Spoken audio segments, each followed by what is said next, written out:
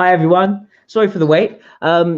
So today I'm going to be talking with one of my best friends, Peter, often known online as Expat, who is a veteran socionist, was one of the people involved in the creation of Wikisocion with Rick DeLong, and has been involved in socionics since, well, at least 2005, and taught me Wow.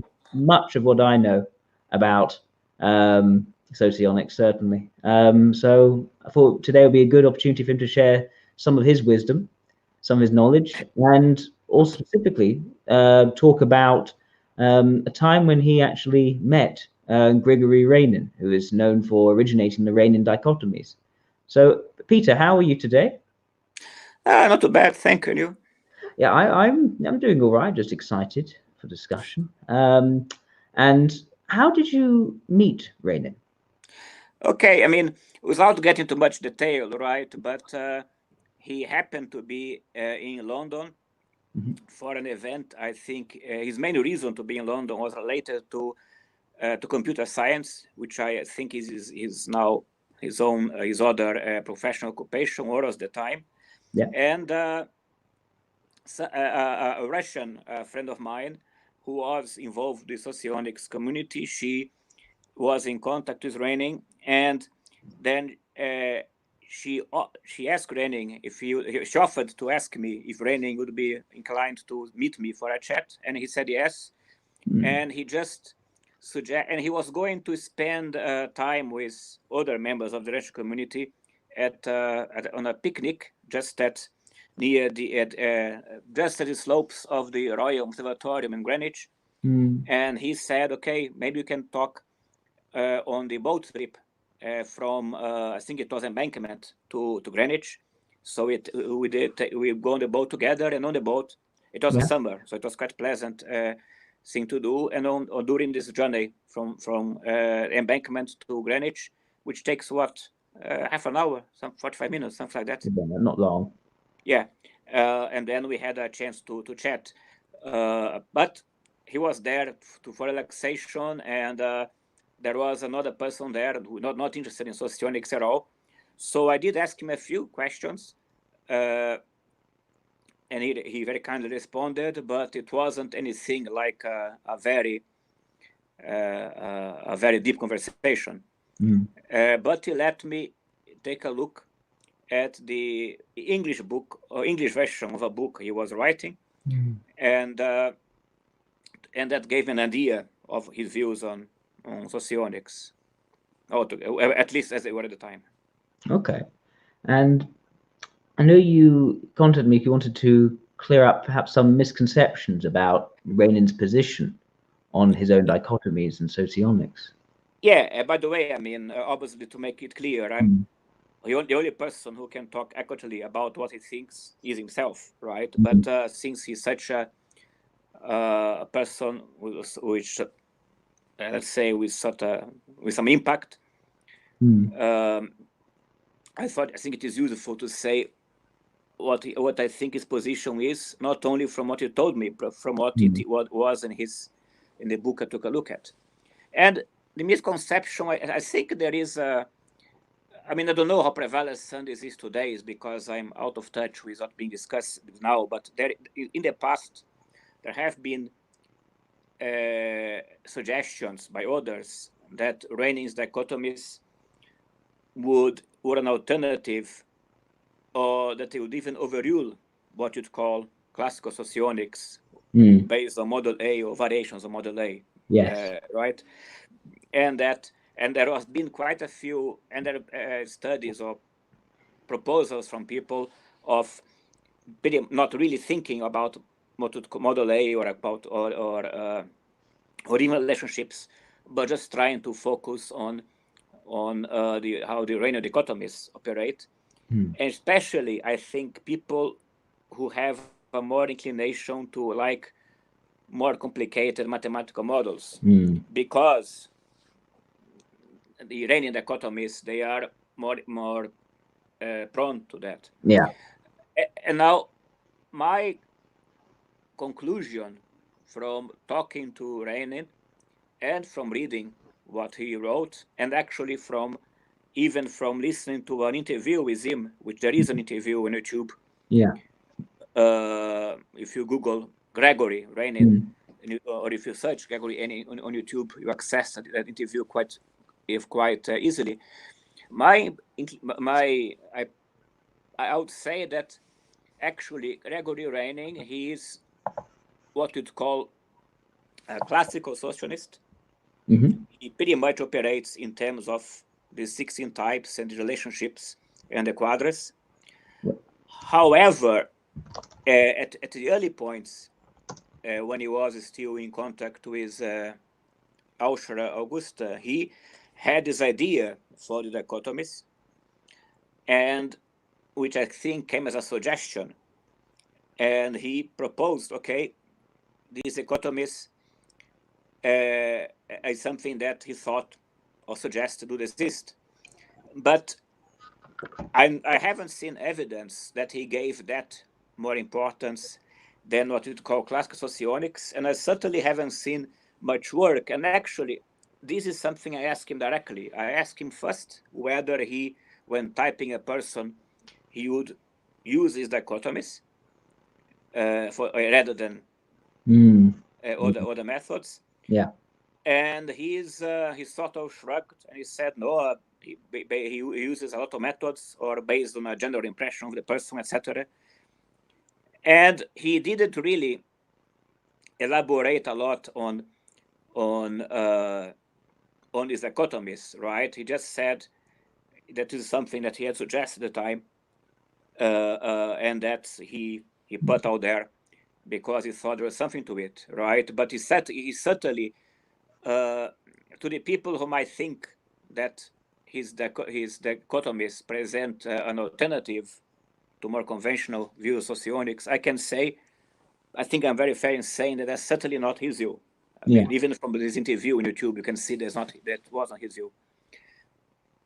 Okay, that makes sense. And certainly I've seen, at least with some more Russian practitioners, this tendency to almost disregard looking at model A almost entirely, and instead inferring what that may or may not be based on a select few of his Reinin dichotomies, most often positivist, negativist result process and asking and declaring. Yeah, personally, I think that's I would say a bizarre approach, to be honest. If you're focusing on these dichotomies instead of model A. Okay, I cannot speak for him because there's not a question asking directly, but my sense from what I talked to him personally, however briefly, and his interview on YouTube and what you have in his book, that's not published in English as far as I know, but I could take a good look at it. My sense is that he would not agree with that, with the approach. That's my sense, but obviously, only he can say exactly what he thinks, of course. But that's not my sense. And okay, I'll tell you, but let me go back to the origin of the dichotomies, right? And actually, I mean, what they are really, it's simply this, and this is something that I think even the original papers that exist still say clearly. They are a mathematical speculation because his original professional skill, I think, is mathematics. And it is quite simply this. If you start from the original dichotomies, socionics, or the original Jungian dichotomies, which are also the one for MBTI, which are what? Extroverted, introverted, intuitive, sensing, thinker, feeler, and rational, irrational. To make it easier to make it easier for me to speak, let's say the old ENTP to ISFJ, etc. This kind of these four letters.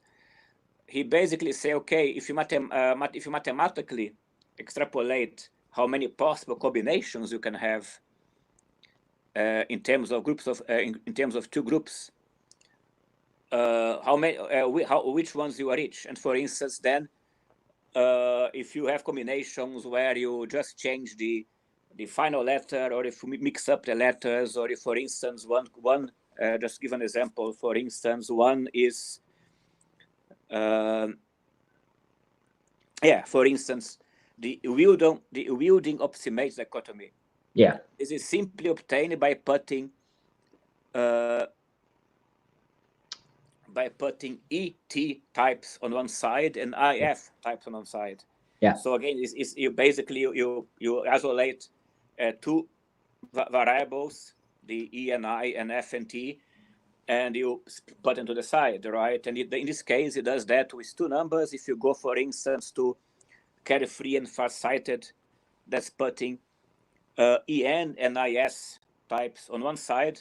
These are carefree, and the farsighted are the ES and IN on another side. These are farsighted. So a lot of these dichotomies are simply this combination. Basically, is mathematical mixing up of these letters. And I mean, not chaotically, of course. It keeps into the EN, and he doesn't mix, of course. But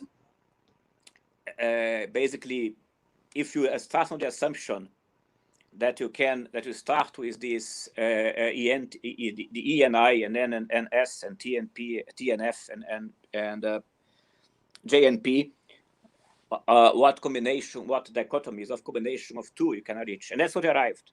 So by end, of course, he first arrived at the combinations, and this is my sense. And then they decided to look. Okay, we have this kind of groups. What do they mean? What do they point to? And I think that is where some of these groups came from. Now, for instance, let's look at the positivist, negativist. Right? You have here positivists are one way of looking to them is that they are democratic extroverts. So ESE, ILE, LIE, and SCE. And then you have the sorry. Let me go back. It's more complicated. Positivists are democratic extroverts and aristocratic introverts. Yes. Sorry. And negativists are aristocratic extroverts and democratic introverts. Yeah. And he said, okay, one group is positivists, another group is negativists. But this is now my opinion. It's not something I discussed with Reinin or even in his book, to my knowledge. I just want to, this is my opinion. Okay, but if you look at these types, you among positivists, you have types which are not really that much in common, and actually even put, okay, democratic extroverts and aristocratic introverts. So for instance, and you have even as types as different as, for instance, I mean, you have even quasi-identical types, SCE and ESE together, or LIE and ILE, EII and II, types that are, from a classical point of view, almost opposites. Yeah. Right? And the point is, according to which logic would precisely democratic extroverts and aristocratic introverts, or to put another way, precisely such different types like ESE and EAI, for instance, or LIE and EAI, why should they share this quality of being positivist and against others? And for instance, you have interesting that if you look at the, let's say, the ILE type, the ILE is a positivist, the SCI, the duo, is a negativist. So if you look at positivists and negativists, it makes no sense whatsoever if you look from the view of classical socionics, right? especially if you look at something as specific as this trait of being positivist and negativist. Now, and I'd even say that if positivist, negativist dichotomy are true, I would even say that it would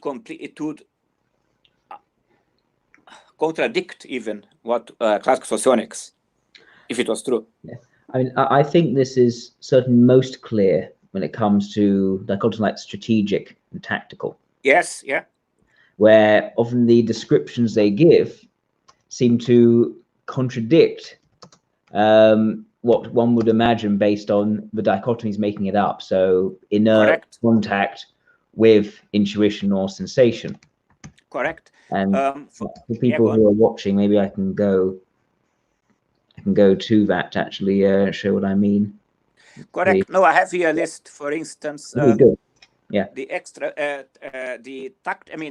tactical types are the extroverted judicious types and introverted decisive types. Again, you put two groups which are actually opposite of each other, and suddenly you put them together in something common, which again it clashes with the whole concept of quadras and common values, etc. But to give an example, which is what you mentioned, right? For instance, it says that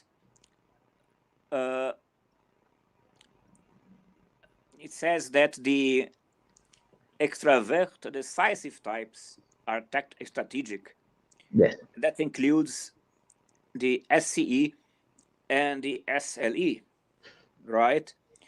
And I would say that from socionics analysis in itself, and looking at, of course, analysis of individuals that I think are or were of these types.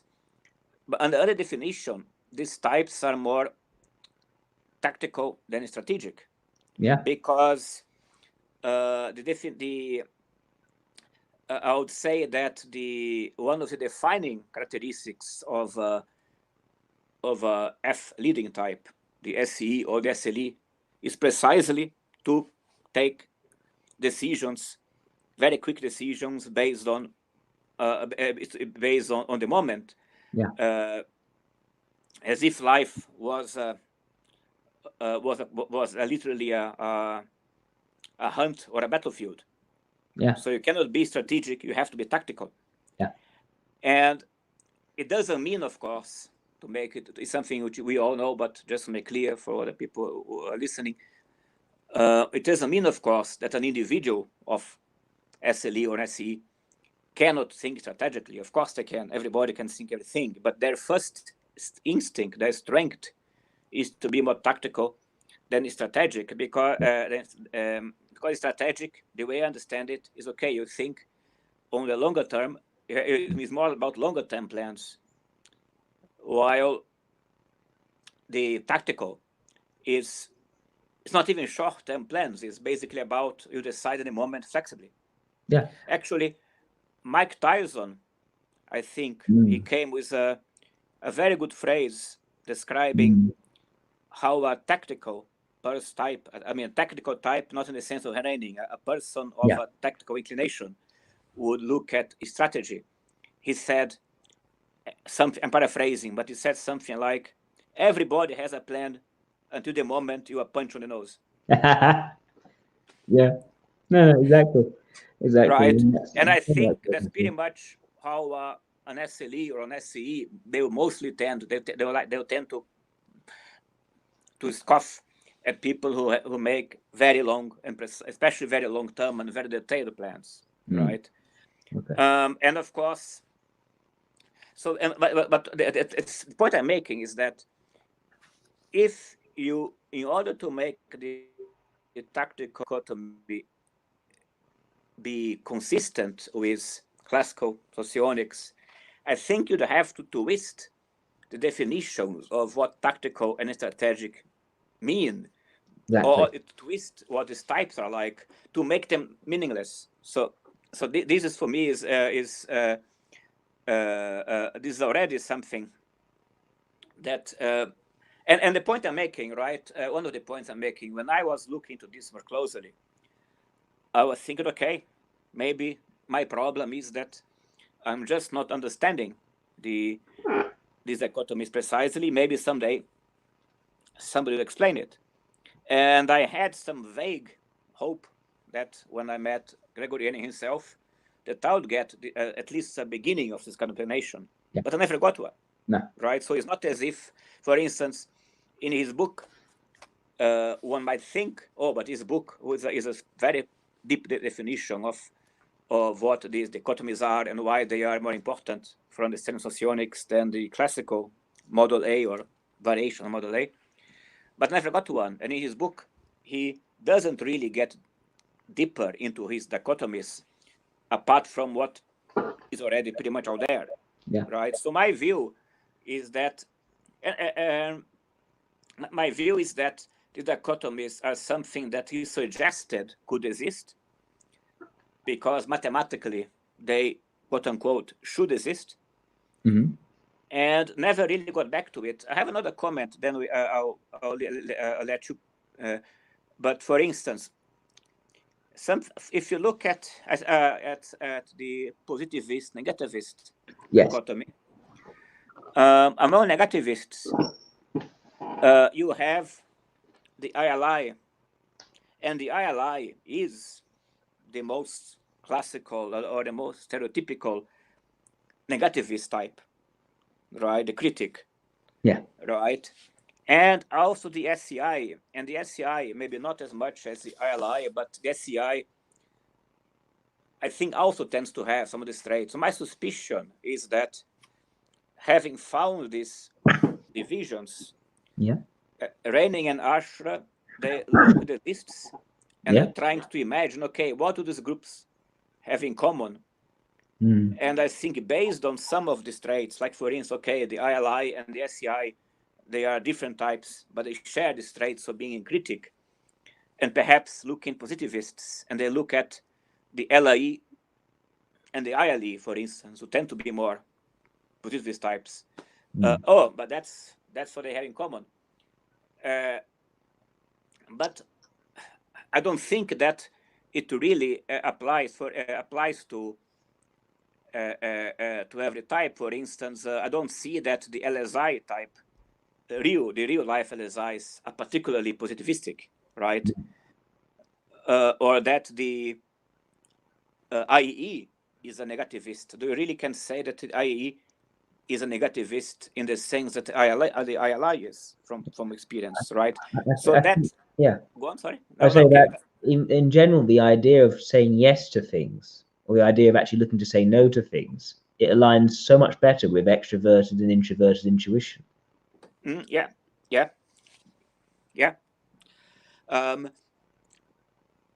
Yes, no, I agree with you there. At least as a start, although even that begins to be a little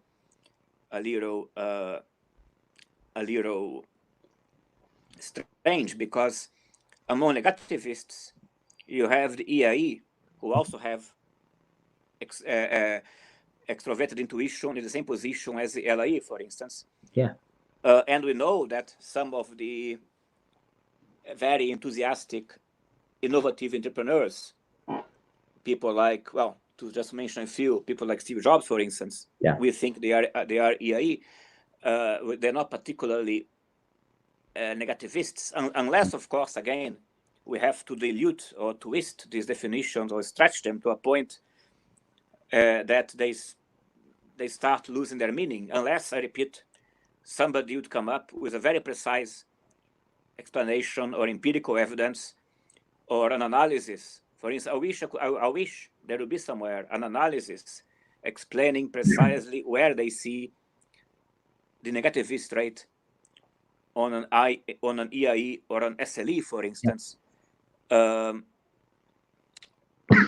the positivist trait on an LSI or something like that. But I haven't seen that yet, right? I don't think there is.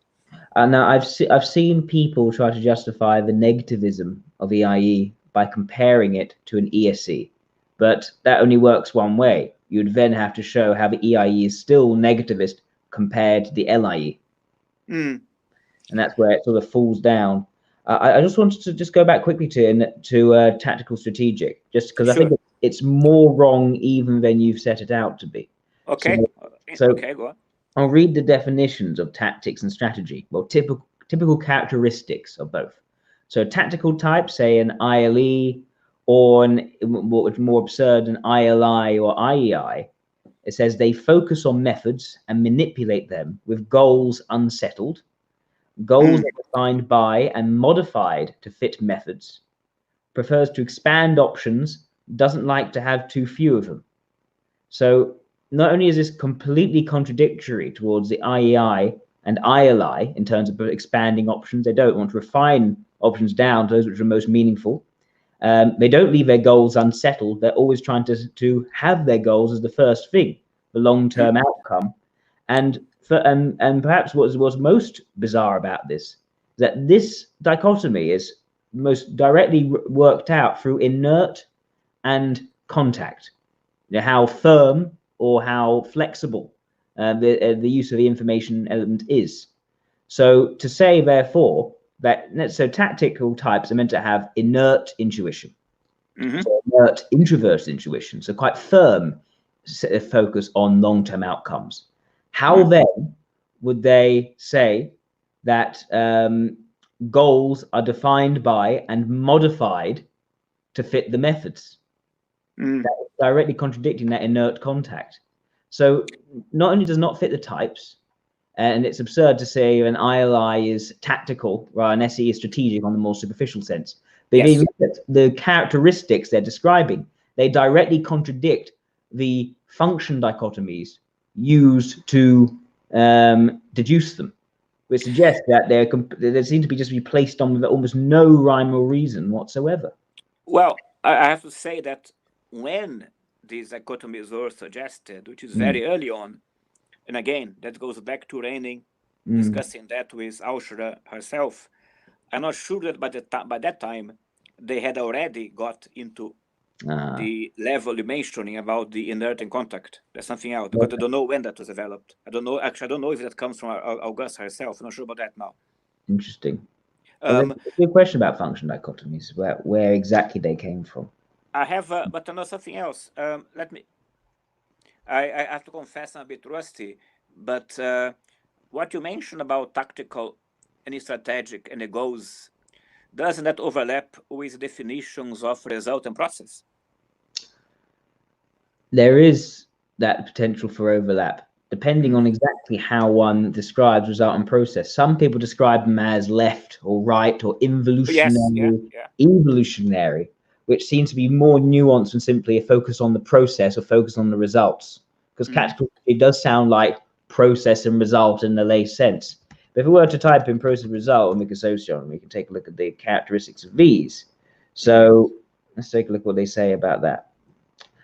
Process types do things sequentially from beginning to the end, whereas result types do things randomly, seemingly doing them from the end to the beginning. Process types are immersed to a process and inclined to single tasking. Results are detached from the processes and tend towards multitasking. So you see, one is very much straightforward.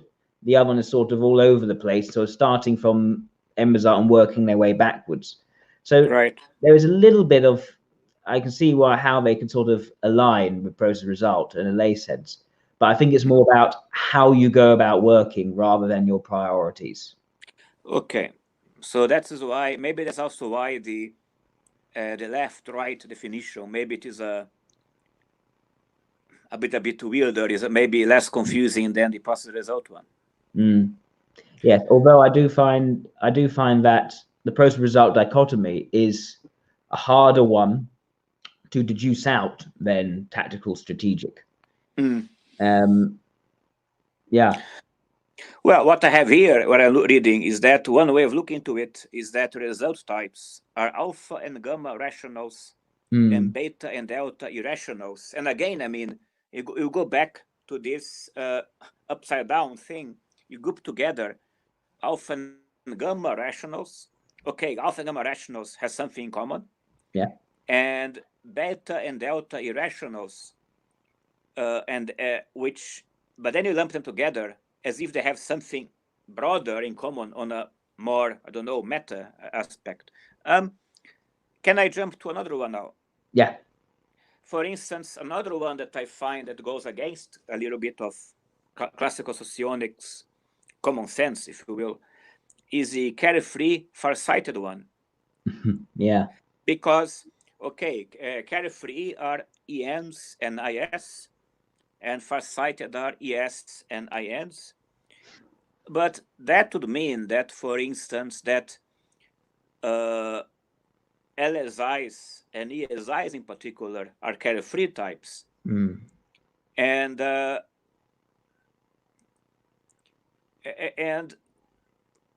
that seems to go against our understanding of these types, no matter even according to the definition of carefree, right? I mean, I would say one of the least carefree types is precisely the ESI. Yeah. Now, of course, because yeah,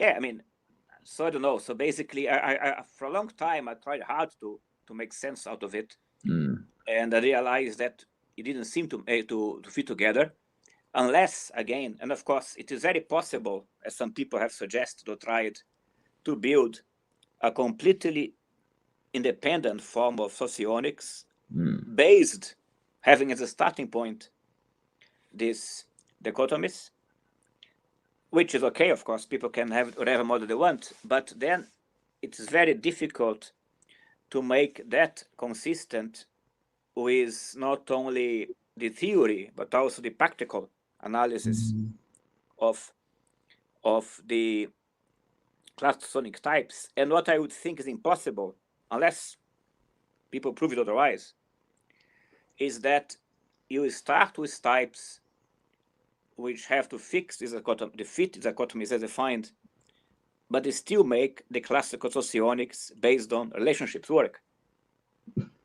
Because what fits together socionics, actually this is something which I can cite where Reinin told me, because I also asked him about the number of types, whether he gave any value to the concept of subtypes, etc. And he seemed to see this question as a sort of a distraction, was important. He basically said you can have any number of types you want. Yeah. What counts is the social. And by the social, he meant this collective of types, how they are interacting with each other. That's what makes types, right? Now, and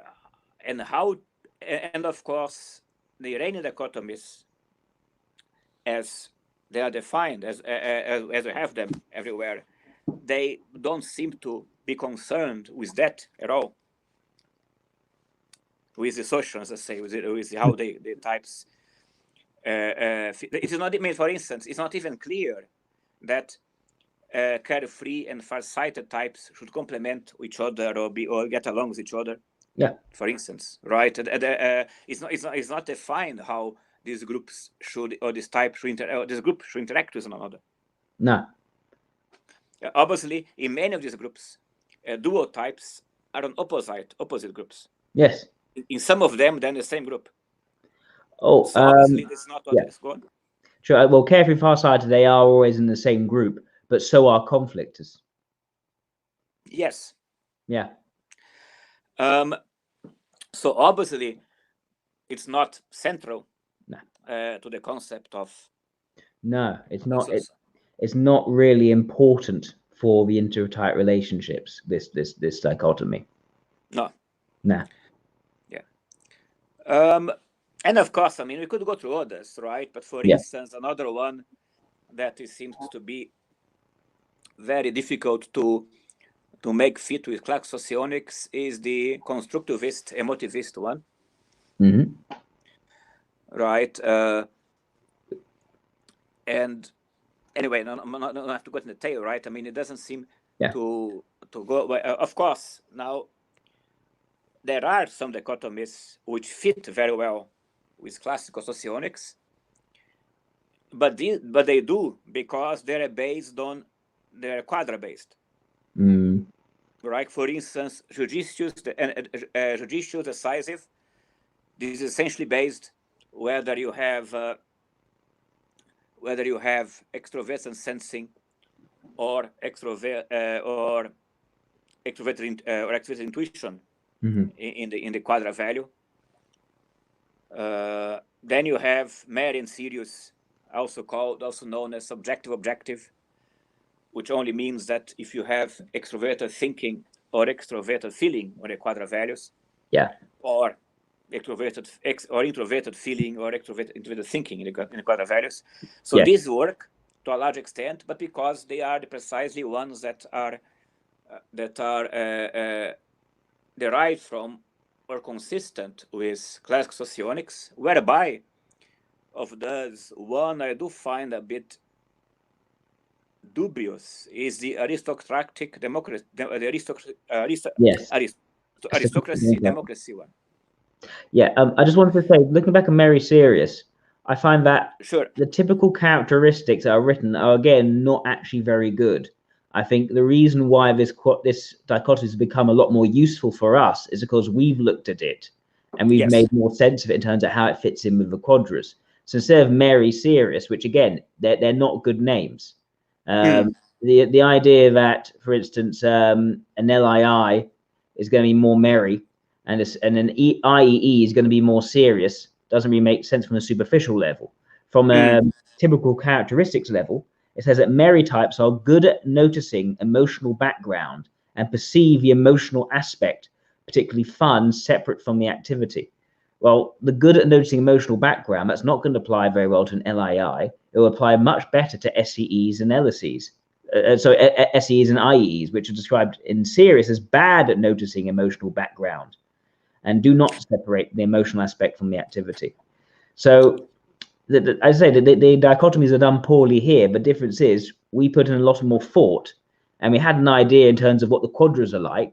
And then later on, at least with WSS, we were able to think through what exactly did the dichotomy mean to reach these outcomes of the quadras. And we arrived at integrity seeking, clarity seeking. No, I think you are totally right about that.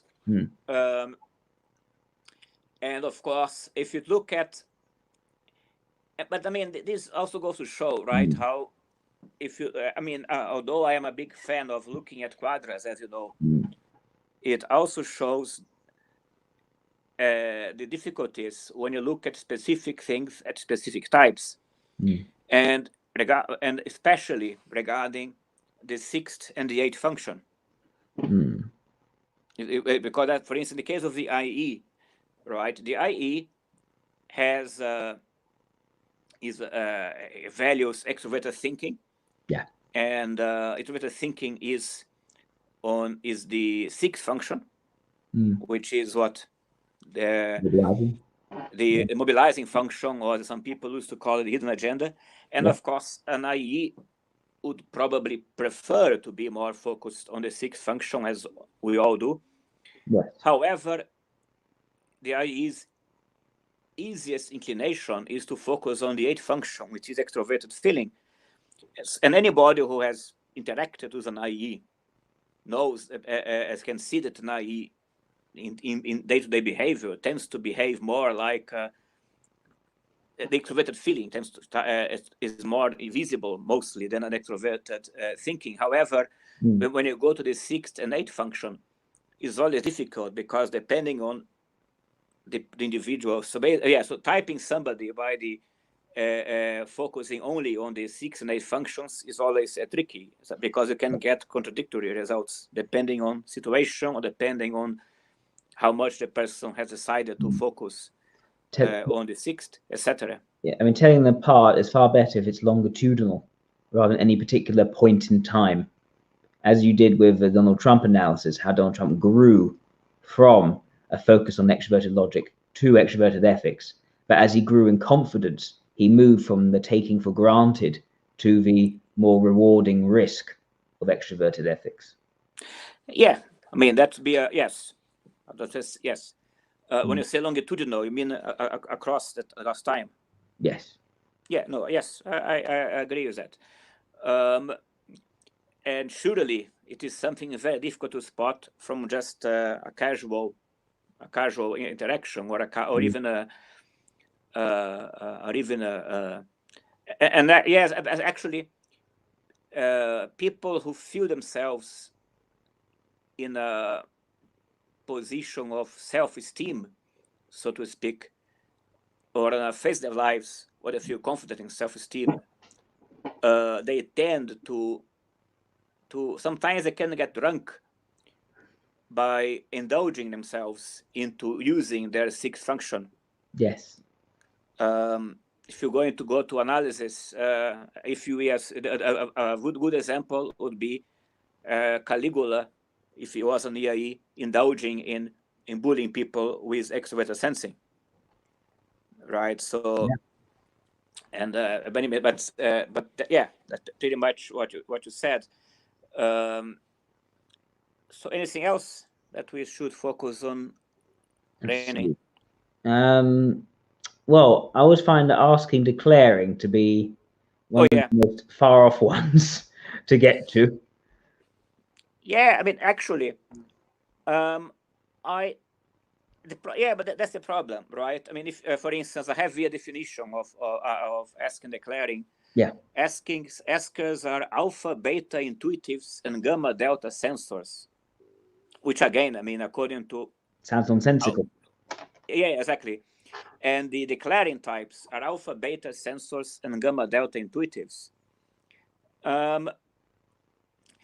And again, I mean, this is not something which is based on nothing, right? For instance,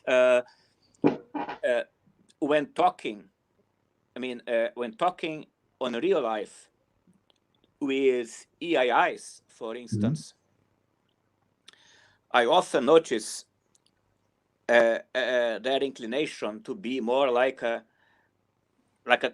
definition of declaring, right? While I'm sorry, Vasking, not sorry. EIIs tend to be more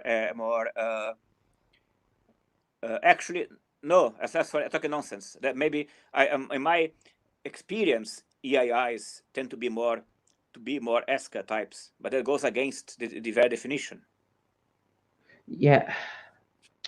And SCIs, I think they tend to behave also more like askers. Of course, I mean, people can say, okay, maybe I'm typing them wrong. It's very possible, right? But the point is it's very difficult to apply this definition, which is a very specific behaving trait, to any individual that I've typed using other methods.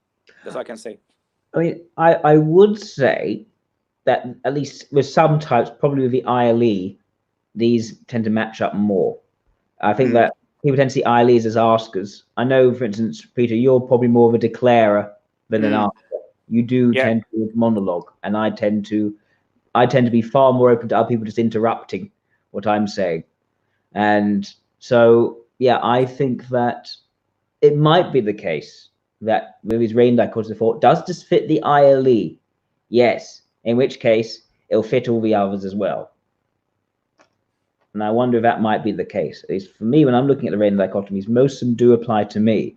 But then I look at the other types, I think no, it doesn't make any sense for the other types. Well, but you know the obvious explanation for this. Well, Gregory Reinin himself being an ILE. And Austra. Yeah. They are both ILEs. Yeah. So if they're using themselves as a model as a starting point, then it makes sense that the ILE would be the type that fits them all. I mean, that would be for them the most obvious way the most obvious starting point for validation. Yes. Right. So, by the way, I mean, I just want to clarify. I mean, although you may look at declaring types,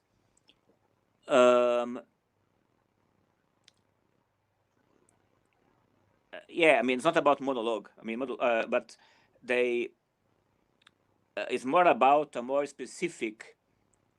I think a more specific. I think it's more specific. Okay, I talk something, then I stop, and somebody else talks. I have a question. Is more the clear division. While the askers, it's more interactive. At least that would be how I would see it. Yes, and I think that's another thing. This is another thing which doesn't. Well, I'm just reading the typical characteristics. Askers' tendency to dialogue, but also further down it says a tendency to interrupt and feels comfortable pausing halfway on the speech with questions allowed all the time way. So that's an interesting one, because I at least maybe something I've learned to try not to interrupt people, let them talk for as long as they want to. But I've always been very open to having other people interrupt me.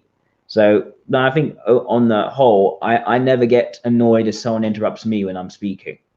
I think I'm just mindful of declarers.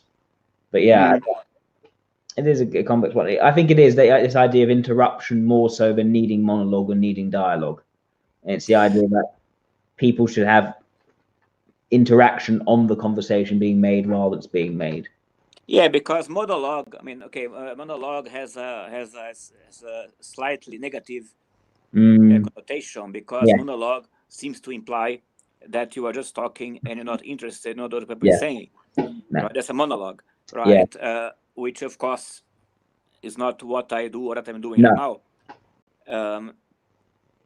Is more of a, the way I see it in the declarer is more about having a clear distinction between when one side is talking and when the other side is talking, and it can be questions and answers. While the asker, at least the way I see it, is more of a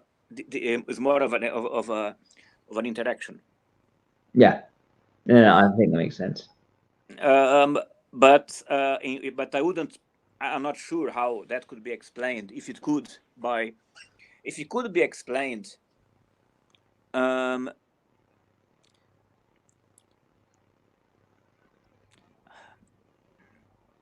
don't know. Actually, I mean, I know. For instance, I know that EAEs tend to behave more classically like askers, right? But I've attributed that to their to their suggestive L, because they are sort of making sure that there is agreement to what they're saying, or they're asking for confirmation of their understanding from the other side. But anyway, I don't know if you have a. I think it may very well be this is a quality which they've seen in some of the extroverts. What I'd be interested to know is if you can definitely see the same qualities in the introverts.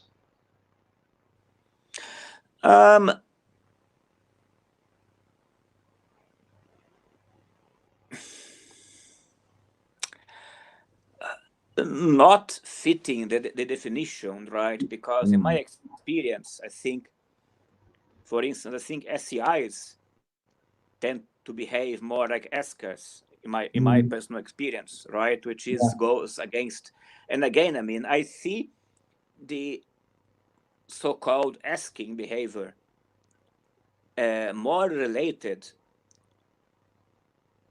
to having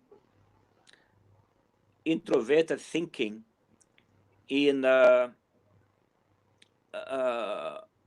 ID as a fifth or sixth function, but that of course goes against what you said about ILEs being askers, right? So I don't know. And there must be something about, well, judicious, decisive, merry and serious, and then being sensory, intuitive, logical, and ethical. Something about those dichotomies coming together which creates this effect. And it will take some work to look through that and see how that works. It's one thing which I've asked Andrew if we could do at some point, but I haven't yet found the time to sit down with him and actually work on these definitions. Basically, sort of what we did with integrity seeking, clarity seeking, and with, well, accepting or rejecting, world accepting, world rejecting for judicious decisive. I think we need to do more of that with each of the different dichotomies. Some of them will be more straightforward than others. Sorry, you mean dichotomies as defined by Reinin? Well, I think we need to find time to go through each of these dichotomies and the earlier dichotomies which lead to them, say function dichotomies, Jungian dichotomies, and seeing how what we can deduce from their combinations, and if those match No, sure. or not. What I would say, which is I've been trying to that's been one of my messages, that for instance, I mean, obviously, I'll be open to any proof, but I would be surprised if it can be demonstrated that some of those, like tactical strategy or asking, declaring, actually fit in any meaningful way the types they're supposed to fit. No, Because I don't. yeah, exactly. One thing is whether there are. Well, we know that there are types that we could describe as more inclined to be tactical or strategic. Whether those types fit the way the dichotomies split them, that's not the story. Another thing they do. And I would be open, I would be actually very interested in finding out whether types can be split into something like the ask-us, declare, definition. But I very much doubt that in practical reality, they will be split in the way that the dichotomy says they would. They should. And that's precisely the problem, right? Going into socionics language, it is very clear to me that the Reinin dichotomies, they are a very typical, not surprisingly, construct stemming from extroverted intuition and introverted thinking. Yes. This is something that they developed and that, quote unquote, should be true. Or at least it was they proposed that it could be true. But it has never been fully validated by empirical evidence, not to my knowledge. And I'll be very surprised if somebody has actually validated this by empirical evidence. Which is funny because a lot of those in some groups in Russia do act as if there has been empirical evidence supporting it. I would add to what you said there, Bo, that even it's a case of it feels like it should be this in theory. I look at the theoretical thinking going behind it, and I find it to be very lacking, as you describe. It contradicts. Now, sure, the Reinin dichotomies may be put together before the function dichotomies were clearly laid out, but someone should have gone through and said, hang on a second, this part of the theory does not compute with this part of the theory. Okay, now what I'm going to say, okay, first of all, right, as I've always to interject a disclaimer to avoid confusion. As you know, I don't read Russian. When I was trying to read what was published by in the Russian literature, I had to rely on machine translators, as you know. Yep. And so, and I haven't looked into that for quite a while. So it is very possible that there is more information, more recent information, all of that, than we're discussing. And if it is, hopefully somebody will point it out even in the comments down there. And I'll be very interested in looking into that. However, my sense so far is that after Reinin and Augusta, because she was also involved in the beginning, came up with the concept of these dichotomies and put them together, my sense is really that Reinin himself, he lost the interest, right? He never actually said, okay, to my knowledge, okay, actually, I don't think they work. And he still included them in his book, but he never actually came back to them and said, okay, I spent another 10 years looking at these dichotomies, and I found evidence that I can find this list of behaviors of people that I don't think that this exists. That's my sense of it. I'll be gladly proven wrong. No, so I look forward to someone providing something more concrete behind this. But I found, at least in other attempts, say in Model G, I keep on asking for something more concrete. It doesn't get. Yeah, I mean, I have to say that in very early stages, when I was still playing around with different ways of typing people, and I tried to type people by seeing how well they would fit the dichotomies as defined. And that never really worked, right? Of course, that's my experience, right? Again, if somebody has developed a test or something. Now, of course, we have to be careful about this, because of course it's very possible to develop quite a complex test based on dichotomies, and it is possible to type people, of course, based on the results of these tests. Of course it is. Yeah. Now the question is whether people typed according to such a test would really be recognizable as being of this type by any other definition, which is based on classical socionics, right? And I can tell you that I asked this question to Reinin. Okay, do you type people using your dichotomies? And he basically said he said, I'm paraphrasing, of course. He basically says, I use a lot of different methods, but generally I just use a general impression of the person, which of course is vague, but that's pretty much, I guess, I think the typings that you and I use when meeting somebody in real life could probably be described by this being that way. Yeah. If you're informally meeting someone, you rely on your heuristics. That's what most people do. Yes, of course. And sometimes it's very obvious, right? Or at least it's very obvious which types the person certainly is not. But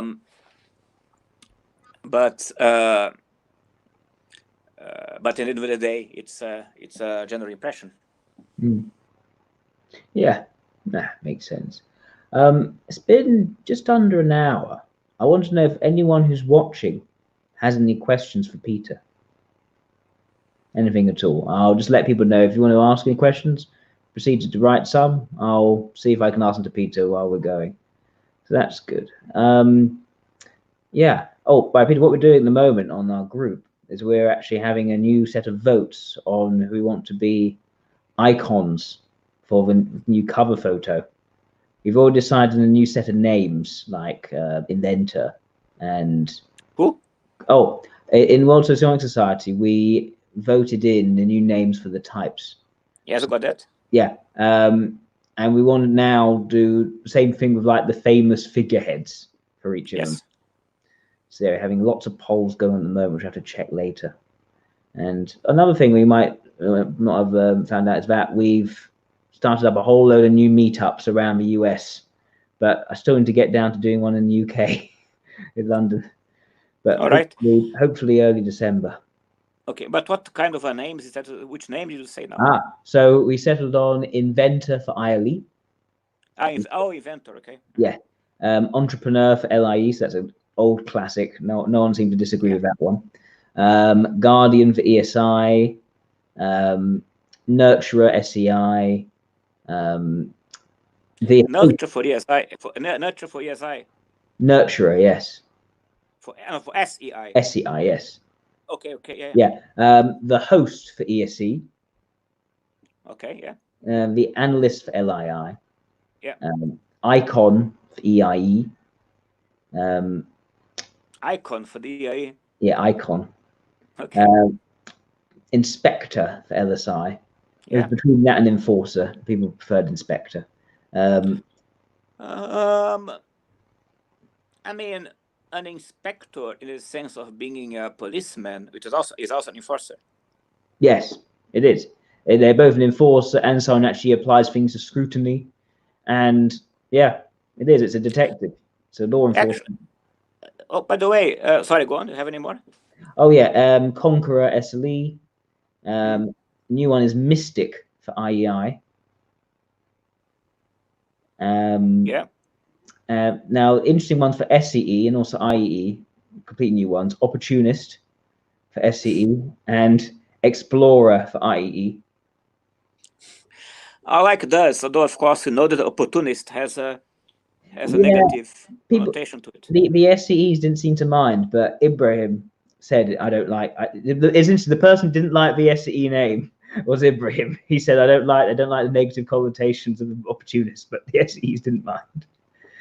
Okay, interesting. Yeah. Yeah. Oh, ILI critic. Of course, there's between that or skeptic, but people prefer critic.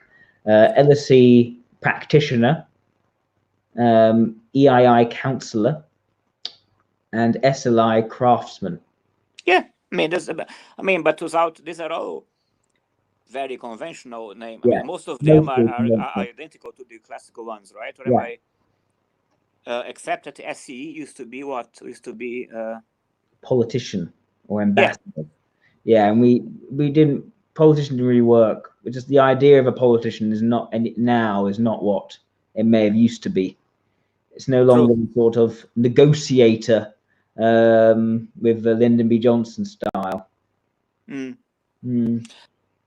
Well, yeah, I mean, yeah, I mean, okay, not to get into that. Yeah, politician. Yeah, the classical view of the politician today is no more what people would associate with SCEs. What about the names based on celebrities? Or have you given up on those? Oh no, we're celebrities or fictional figures. We're not doing fiction, just doing celebrities at the moment, and the polls are happening at the moment actually, so people are voting on that. So that's so I'm just waiting to see what people vote on for that. Having people suggest names and be like second round where those suggestions get voted on. Let's see if we can see some questions. Let's see here. Oh, hang on. I saw one just before. Where is it? Why have these dichotomies been created if not for understanding the types? That's from Haley D. Well, I think they were created for understanding the types. But they were created based on a speculation, based on a mathematical speculation. They were, as Reinin himself explained, they were deduced mathematically.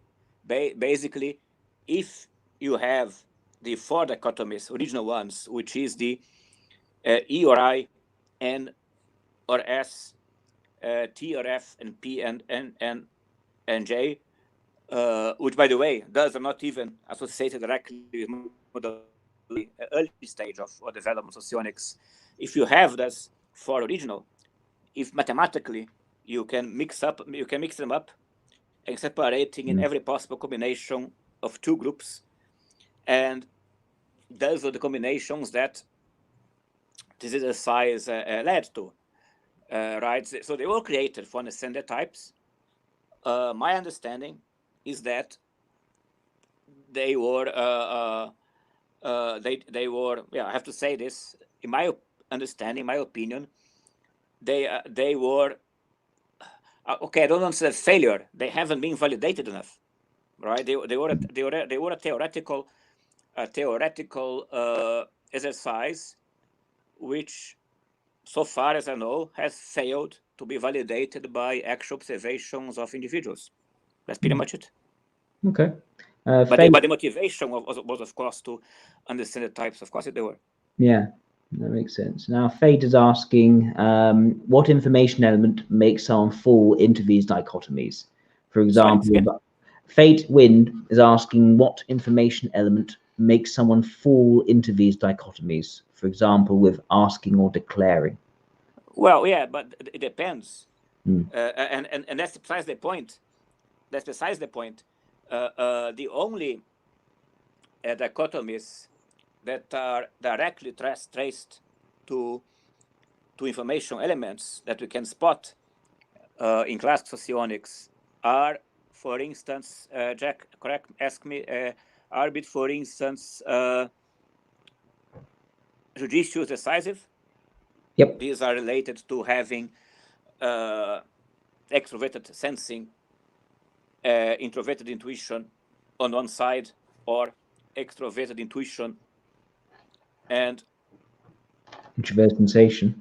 and with sensation, thank you, on the other side. So these are direct, and that is precisely why I think judicial decisive is useful, with those caveats, because, for instance, according to this, types such as the EII and the REI would be equally, be the same, right? For REI, it would be judicious, and EII would be decisive, but in actual behavior, this can be a little more blurred. Another one is, as discussed, the meri serious. There in the case is very clear. Meri serious is not another way of defining it is alpha beta as opposed to gamma delta. And in this case, it's because alpha and beta, they focus on extroverted feeling, introverted intuition, and gamma delta is focused on extroverted thinking. No, not intuition, sorry. Alpha, I mean thinking. So to repeat, alpha, beta, they value extroverted feeling, introverted thinking, and gamma delta, extroverted thinking, introverted feeling. In this case, you can trace it clearly to a particular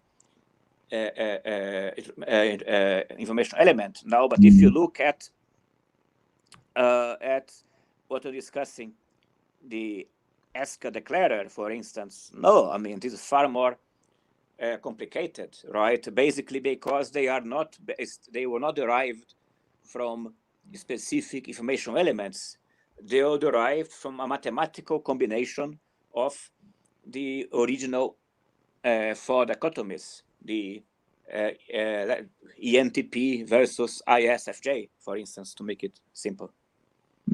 Okay. So yeah. So in the case of some of these dichotomies, they are not derived directly from information elements. And if somebody can discover, if somebody can distill it, I'll be very interested. But I don't think you can. Not for those dichotomies, and also not for positivist, negativist, or Prosser or Prosser declarer. Oh yes, one that we didn't mention, which is an interesting one, is static dynamic. That's an interesting one, because I do think this one is a good dichotomy. Yes. And it is based on, essentially, if you have a static or dynamic information element as a first function. I even think, not just first, mental. Is that it's that all your mental functions are static and your vital functions are dynamic. Yes, right. You're right. Yeah, and I think this is actually right, because, for instance, I don't know. Let me go back to it, because dynamic, for instance, would be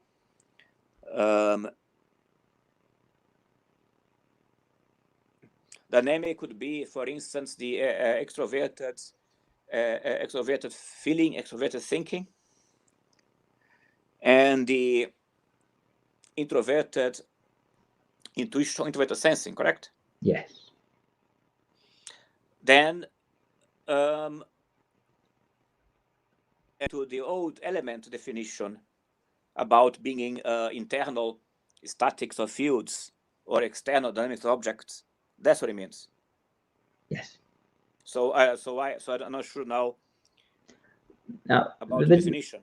Now, I was thinking, because in terms of definition of static dynamic, I would puzzle it together in this way: that, well, first of all, we had to define what does mental vital mean, and that's been a subject of much debate, if it's consciousness or unconsciousness, which I don't think makes much sense. And more recently, Rita and myself put together public and private as something that may be better, in terms of we tend to focus and bring things into public conversation, or in terms of our interactions with the outside world in the public functions.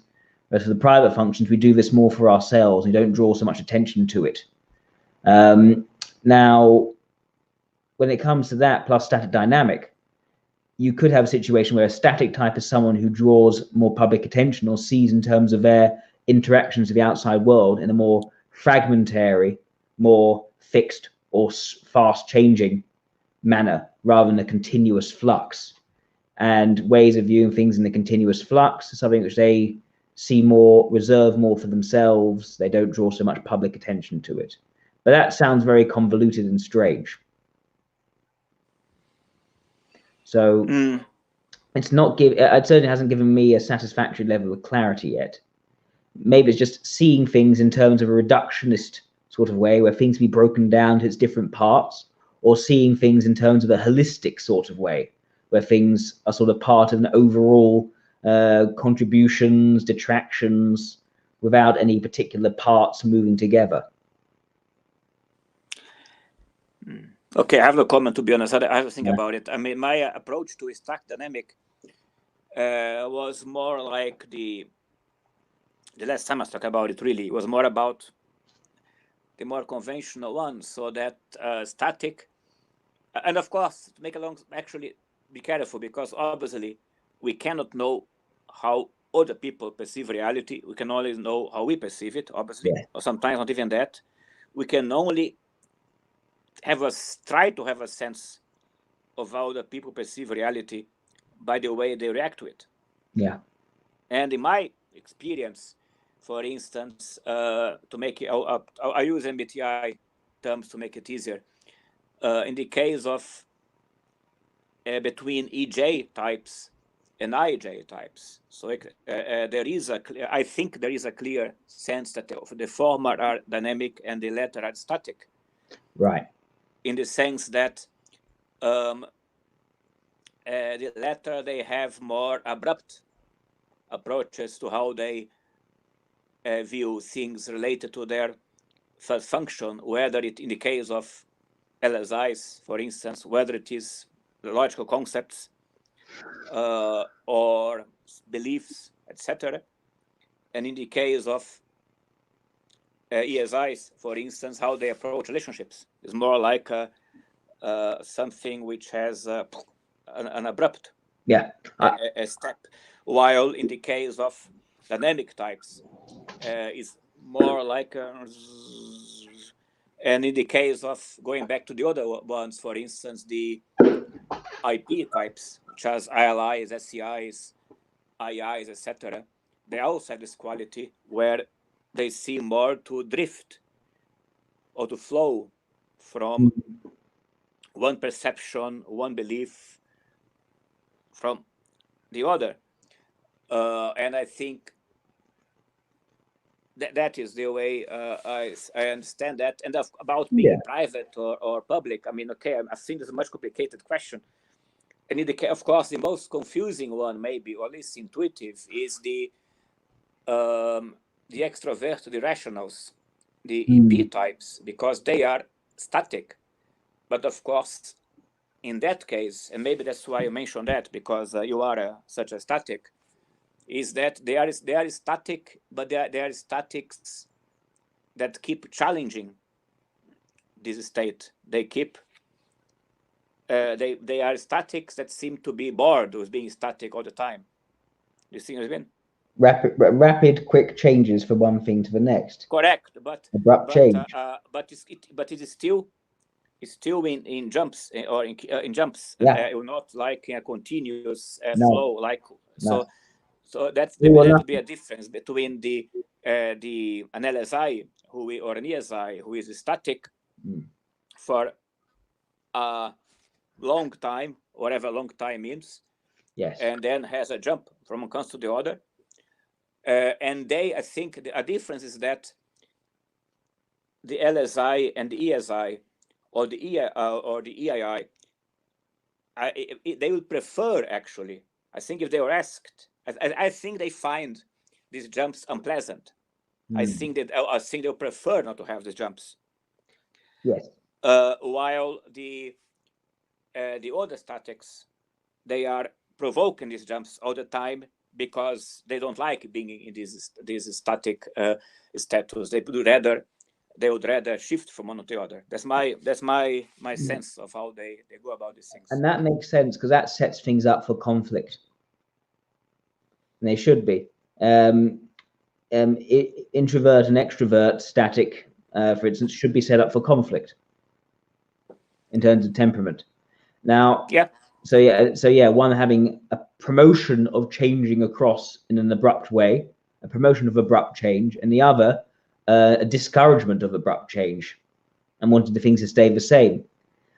I think I think this idea of reductionist and holistic probably makes quite a lot of sense for static and dynamic, just in terms of, I think it's less to do with necessarily action, but more to do with outlook.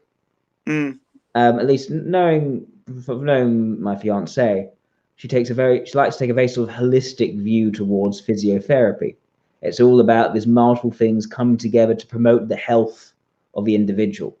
And whereas for me, I do try to break things down to various parts and understand each little bit and how it adds up to the overall. I know for you, Peter, with your approach to type, actually, no, our respective approaches to typology, you focus more on the general impression and what seems to work overall.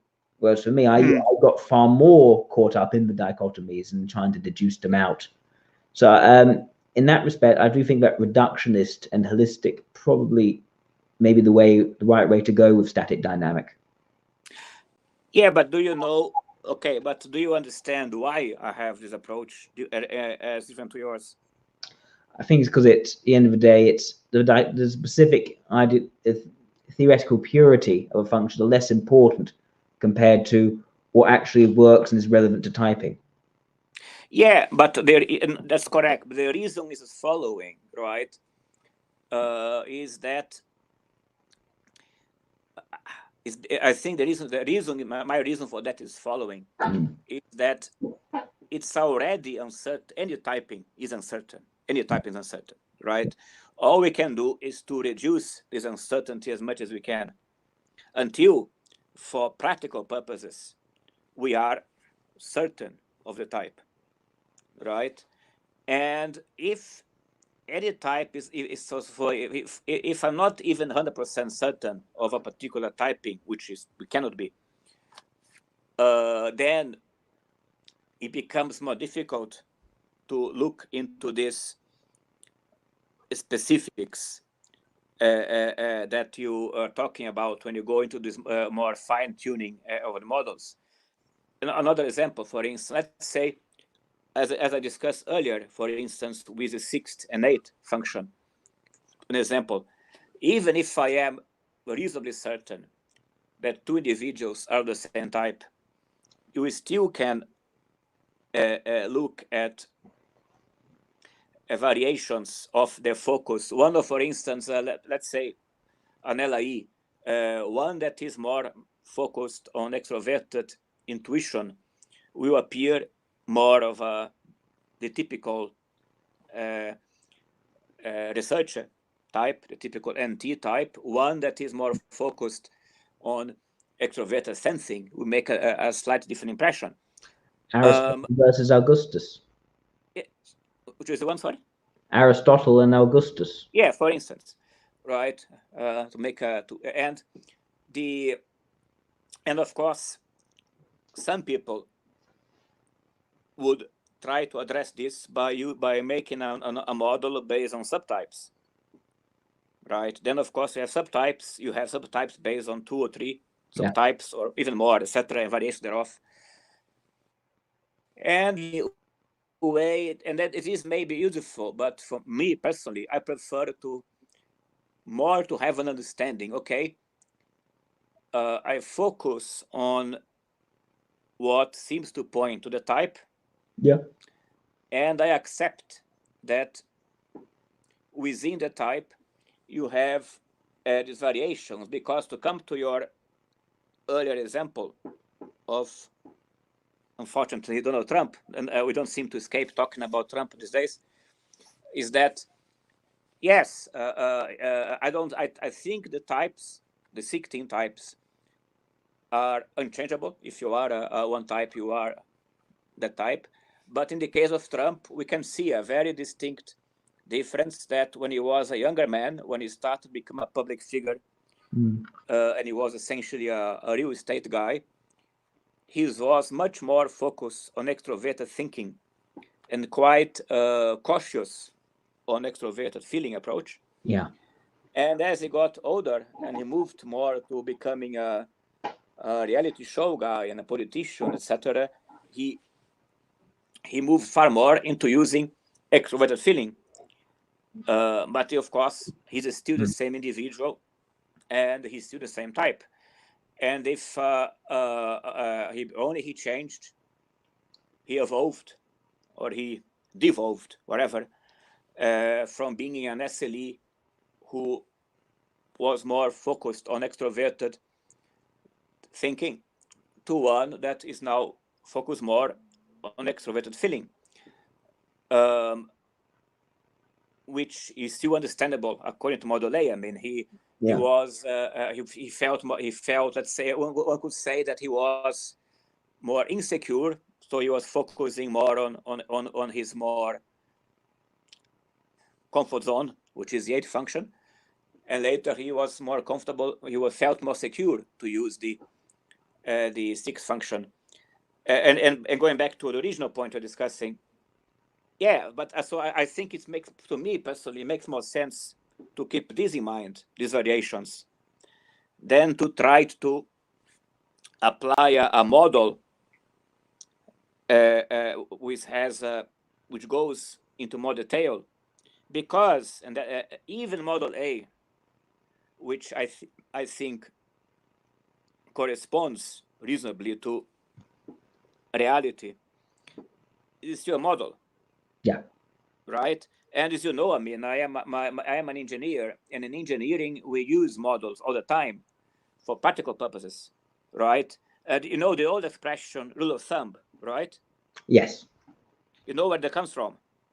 It comes from, I imagine, from actually using your thumb to measure. Well, that the way I know it is that to use it to deduce if you have an electrical current, what's the direction of the magnetic field. Oh yeah. I remember that now. Right. GCSE. Yeah, of course. I forgot that completely. Okay, so yeah. But the point I'm making, right, in engineering as opposed to hard science, chemistry, or physics, you use models all the time. Yeah. And some of these models, they are approximations, right? And some of them are empirical, and they're based on correlations, and they are not really deduced directly from first principles, right? But for pragmatical purposes, they work, right? I mean, the engineers who built the cathedral in Middle Ages, they base it all in such models, right? Because that was before Galileo, so they do not really have a formal understanding of physics. No. As a science, right? Of course, they had a practical engineering understanding of physics. That's obvious. Otherwise, it would collapse. Yeah. I'm just saying that, and that's the point I'm making. So, for my background, I have a more approach. Okay, I have a model. The model is useful to reaching conclusions in real life, which means the model is actually quite close to real life. Yeah. However, I am not going to try. I have particularly less interest in trying to refine this model upon model because I'm still not sure that the original model is really perfect. Because if you may, I don't know if I've ever used this example with you. You know the astronomic model of Ptolemy? The one where the sun went around the Earth.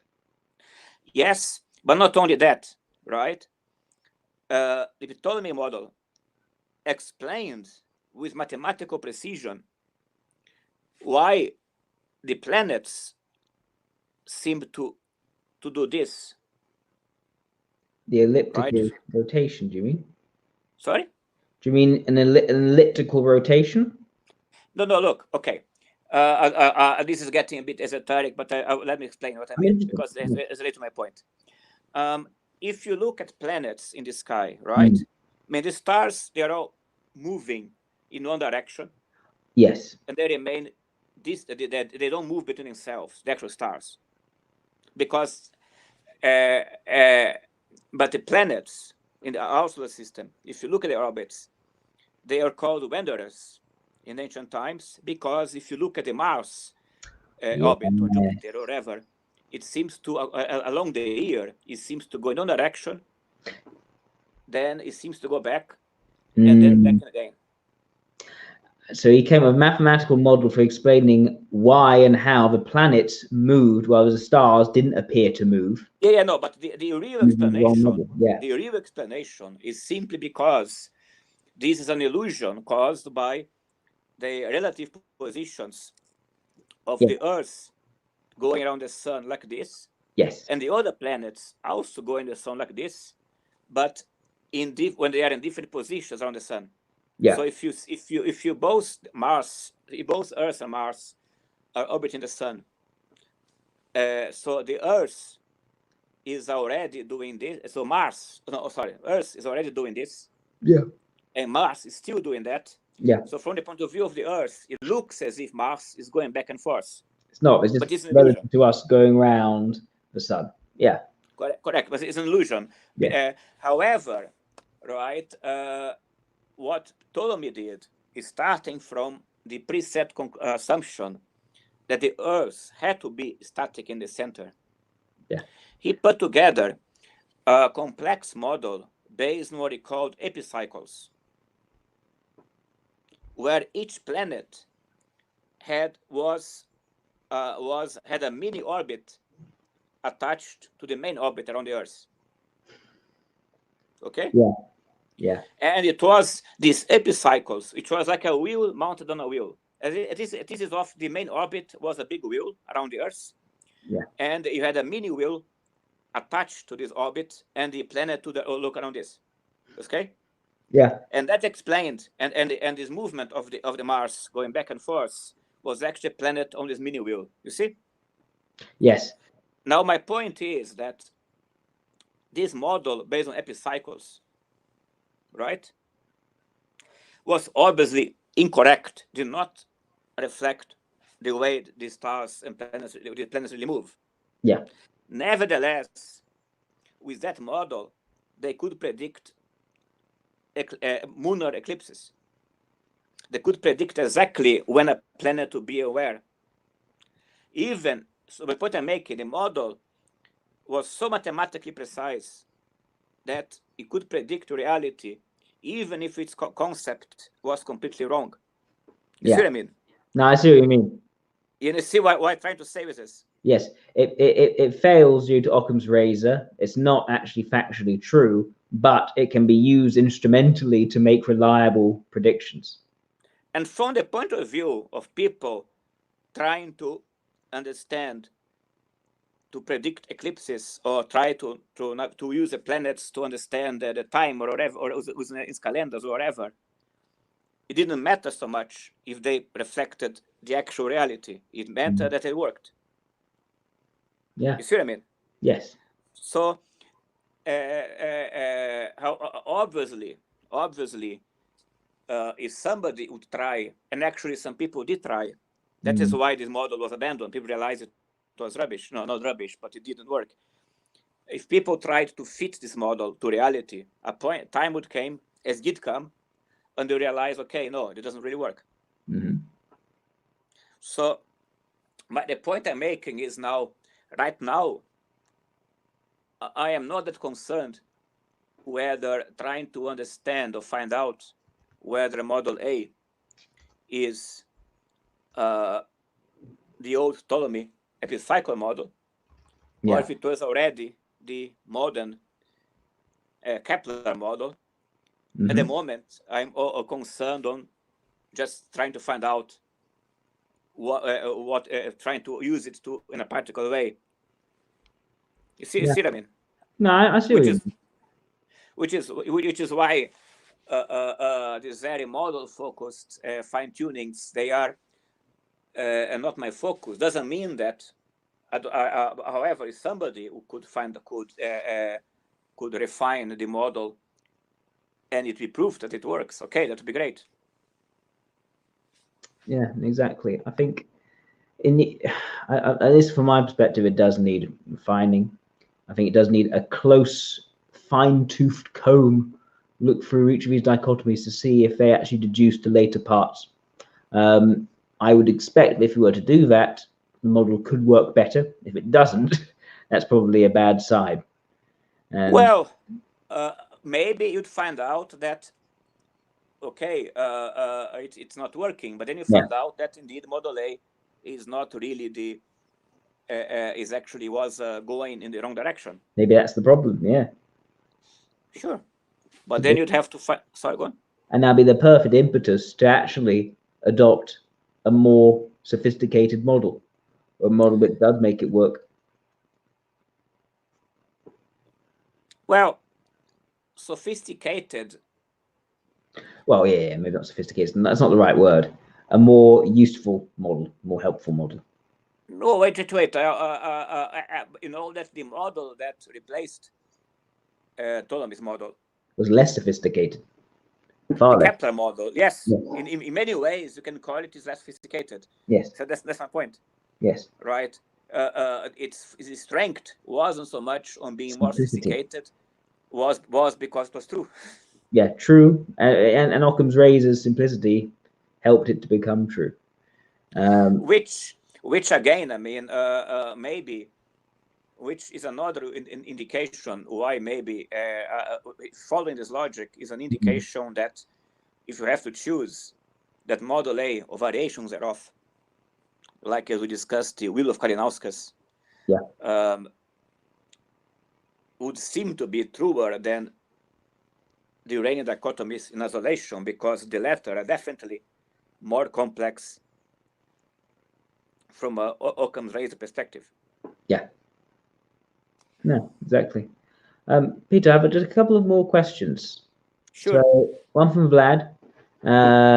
Have you considered combining energizing, integrating, basically my words for extrovert, introvert, and tactical, strategic to form 4 categories of bold and valued perception elements?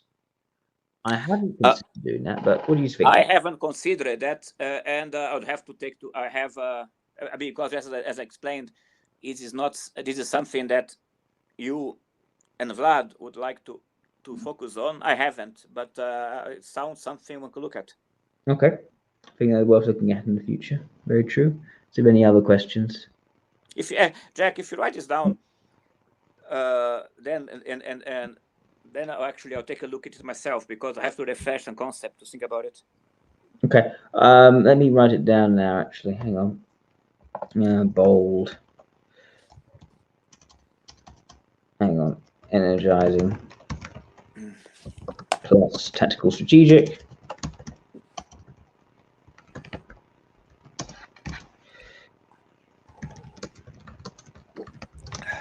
Okay, got that down in notes so I can follow that up later. What other questions we got here? Yep. The descriptions of the dichotomies, like asking and declaring, are described in general to the types. Is it more so that an EIE and ILE are asking in different ways and in different situations? I don't know the answer to this question. I wonder if anybody knows. That's the point. I think I think that's what one potential flaw is, that you take this dichotomy and you can make it apply in one context for one type, and you can see it apply in a completely different context for another type. The issue there is that, but if you put that other type in the same context as the first type, are they still doing that same thing, or are they doing the opposite thing? Yeah, and I mean, exactly, right? And I mean, and the question is really, because I mean, like in anything socionics, right? Nobody is something 100% all the time, right? There will be circumstances where somebody who tends to be more declaring, even like myself, would behave more like an Esker type. For instance, if I am conducting a job interview or something, right? Especially if or for instance, if you look at not a job interview, if you look at a TV interview, the interviewers, they tend to behave more like Esker types. even if maybe they're types to be declaring, simply because that's a format that means extracting as much information as quickly as possible and keeping the thing going, and interrupting a lot. And interrupting a lot, even challenging them, right? And sometimes they, which actually, and I personally, I find this kind of interviews quite irritating. Besides for this, I mean, to watch, but I would say even types whose inclination would be to be declaring, if they want to be successful in this job, they probably have to behave as askers, even if so. And of course, you can do that. So that's the problem, right? If you start to focus in the context, okay, could that type behave like that in other context? I would say, well, anybody can behave like almost anything in other context. It don't behave as well as other types that are comfortable in this context. It's not a story. Yeah, makes sense. That asks another question. It's the same thing with constructivist emotivist and energizer integrator for the judgment. Okay, I'm going to write that one down as well. So okay.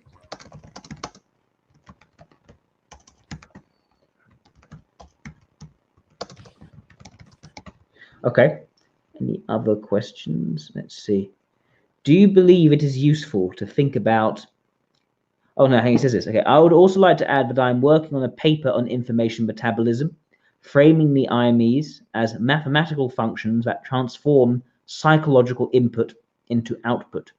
Do you believe it is useful to think about the information metabolism elements in this way? What implications might this have for the theory? I don't know. The answer to this question is I don't know, because this is something that we'll have to look at the specifics. Certainly sounds interesting. Yeah. And whether to be useful or not will depend on whether it can be validated from for observation. That's all I can say. Yeah, no, fair enough. I think it does sound very interesting. It does sound very interesting. And now the question is how much it aligns to reality will be worth investigating with some empirical evidence. But I think, yeah, I mean, yeah. I think, of course, knowing that, he probably would be taking a lot of that into account in formulating the certain rules of the inputs outputs in the first place. Yeah, I mean, I think that to convert anything to a mathematical model which is precise, you have to have a lot of data. And going back to my previous example, right? People could, when people deduced models to describe the movement of the planets, whether it was the Ptolemy model or the Kepler model, both of this and of course the Ptolemy model was of course wrong, but it was based on a gigantic intellectual exercise, which was exactly why it was useful for centuries. And those models were based on a lot of data. The reason why Kepler realized that the Ptolemy model was flawed was precisely because he was trying to make it fit in precise detail on the data he had of the orbit of Mars. Then he realized, I cannot make it fit unless I start fiddling too much with the actual data, and he knew that it was not the answer. So so mathematical models, they should be based on data. Otherwise, if you start from an idea, okay, this mathematical model should be true or could be true, I'll start from there with few data and get the data later. These, of course, can be useful, but I'm afraid that you are end up doing the same that happened with Reinin Dichotomies, where the model is interesting, opens to a lot something that's described a lot of types. Yeah. But that doesn't mean that they reflect reality accurately. You go for the Ptolemy trap, which is why I keep referring to this analogy. Yeah, no, that makes sense.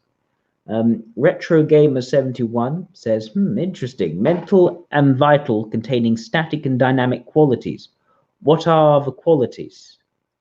Well, I think we did describe that already, didn't we, Peter? Yeah, and this is more. And this is more more area, I think.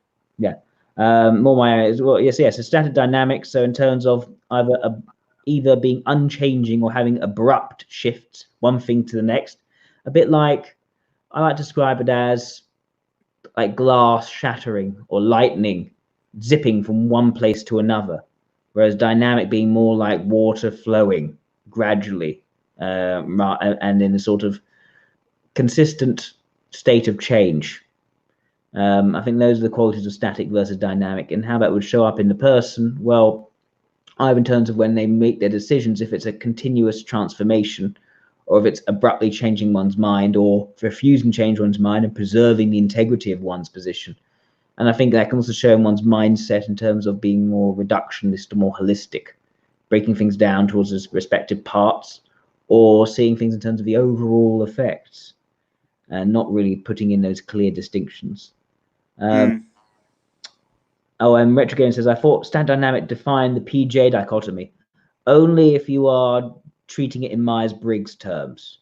So like the INFJ in Myers-Briggs, if you are assuming that is going to be the same as an IEI in socionics, which you shouldn't necessarily just assume that, then yeah, then static dynamic would apply across rather than judging perceiving would apply across. Yeah. What other questions are there?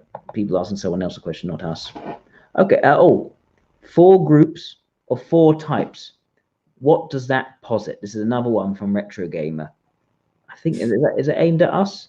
Well, 4 groups of 4 types. Those are the quadrants. I think Retro Gamer is asking us. I'm not certain. Yes, 4 groups of 4 types is a quadrant. Yes, or yeah. a question. Yeah, not sure. Maybe Retro Gamer is asking someone else in the chat. I think those are all the questions, Peter. Oh, good. Yeah. Okay. Retro Gamer said nope. So that's good. Yeah. Anything else you wanted to discuss? Anything else had in your mind? No, I mean, if you have time, we can talk about a couple of other things offline if you have the time. Yeah, I do. I do have the time. Okay, in which case, thank you everyone for tuning in. Thank you for Peter for giving us time for answering questions and talking about Reinin dichotomies.